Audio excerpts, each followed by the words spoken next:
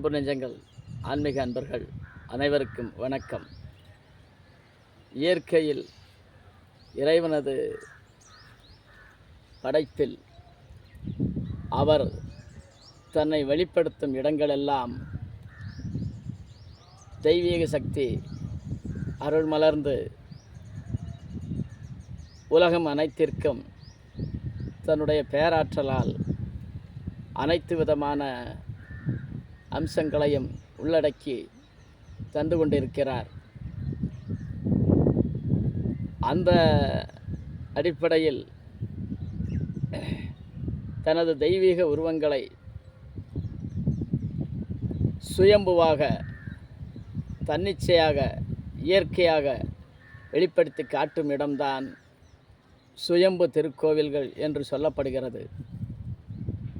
அதை எப்படி மனிதர்கள், பக்தர்கள் தெரிந்து கொள்வது என்றால்,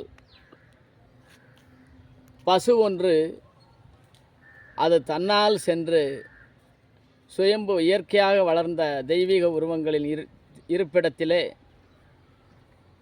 தன்னுடைய உணவை தேடும் அல்லது பால் சுரக்கும் அந்த காட்சி பாக்கியம் உள்ள சிலர்களுக்கு கிடைக்கும். அந்த வகையில் நமது சின்னாள மாநகர் கிழக்கு பகுதியில் கற்பணசாமி கோயிலுக்கு அருகில் வேல விநாயகர் சுயம்புவாக தோன்றியிருக்கிறார். அது பசு ஒன்று திருப்பாதம் பட்டு வெளிமலர்ந்திருக்கிறது.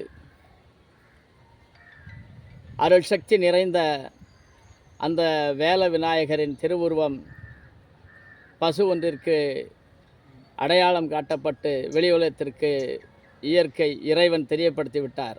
அந்த காட்சியைத்தான் இப்போது நீங்கள் பார்த்து கொண்டிருக்கிறீர்கள்.